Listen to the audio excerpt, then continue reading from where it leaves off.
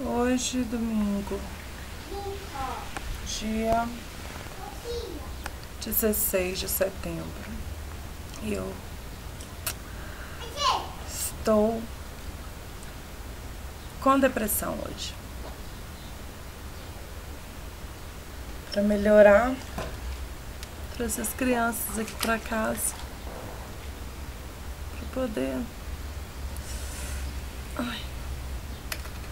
para poder me divertir. Ontem eu saí e a gente passou perto das travestis que ficam ali na Afonso Pena. A gente foi lá no Mirante e tocamos violão e tomamos vinho. Mas ao passar perto das travestis, eu fiquei olhando, né? Como que pode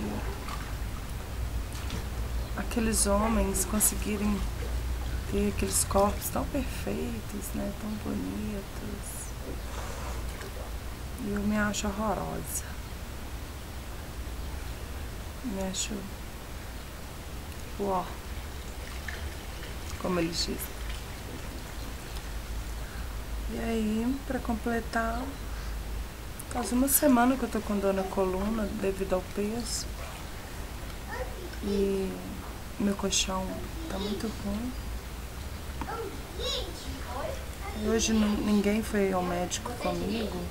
Eu fiquei sem vontade de ir sozinha pra ver que dor era essa.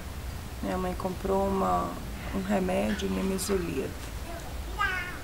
Mas o que mais me deprime mesmo é essa questão do corpo. É uma coisa que todos os dias me tira a alegria. Eu tô tão ansiosa esperando a cirurgia. Tão ansiosa, sabe? Tão com medo de dar alguma coisa errada, de não conseguir fazer. Eu me sinto tão aprisionada, tão desgostosa. Hoje eu vou trabalhar mais tarde na Câmara e depois vou pra casa. Dormir ao lado do meu companheiro, sem que ele tenha a mínima vontade de me tocar como mulher. Espero que um dia isso mude. O que? Não pode pôr. Joga isso fora. Ou então joga dentro da água. As crianças divertindo.